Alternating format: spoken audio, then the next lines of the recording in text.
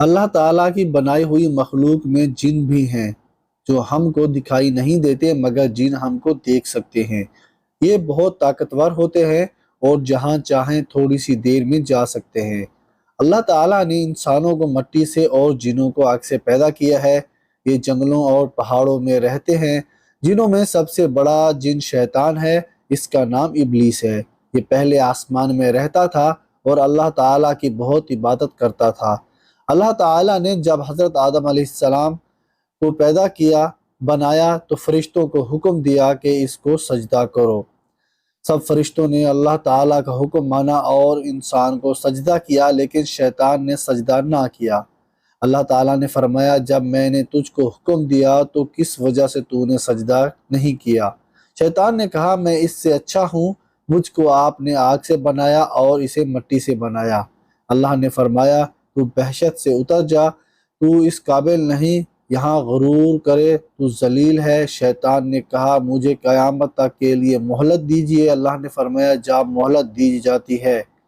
شیطان نے پھر کہا، مجھے آپ نے ملعون کیا ہے، میں بھی ان کو سیدھے راستے سے بہکاؤں گا، ان کے آگے سے اور پیچھے سے، ان کے دائیں سے اور بائیں سے آؤں گا، اور ان میں سے اکثر آپ کا شکر ادا نہ کریں گے۔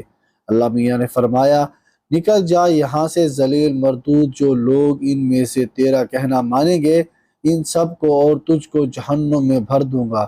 اس وقت سے شیطان ہم سب کا دشمن ہے اور چاہتا ہے کہ ہم اللہ کی عبادت نہ کریں، دنیا میں رہ کر اچھے کام نہ کریں، نمازیں نہ پڑھیں، ماں باپ کا نہ کہنا مانیں، جھوٹ بولیں، چوری کریں، کمزوروں کو ستائیں اور پریشان کریں، کسی کی مدد نہ کریں، تاکہ اللہ تعالی سے جو بات اس نے کہی ہے وہ اس کو پورا کر دکھائے۔ اگر شیطان کے کہنے میں آ گئے تو اللہ تعالیٰ نے بھی شیطان سے جو وعدہ کیا ہے وہ اس کو پورا کریں گے، یعنی شیطان کو اور جو اس کا کہنا مانیں گے سب کو جہنم میں بھر دیں گے۔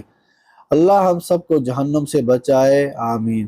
قرآن مجید میں اللہ تعالیٰ نے کہا ہے کہ اللہ مسلمانوں کا دوست اور مددگار ہے، ان کو اندھیروں سے نکال کر روشنی کی طرف لاتا ہے، اور جو اللہ کا کہنا نہیں مانتے اور شیطان مردود کے دوست ہیں، ان کو روشنی سے اندھیروں میں لے جاتا ہے۔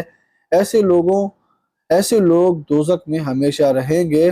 تم اللہ میاں کے دوست بنو یا شیطان کے۔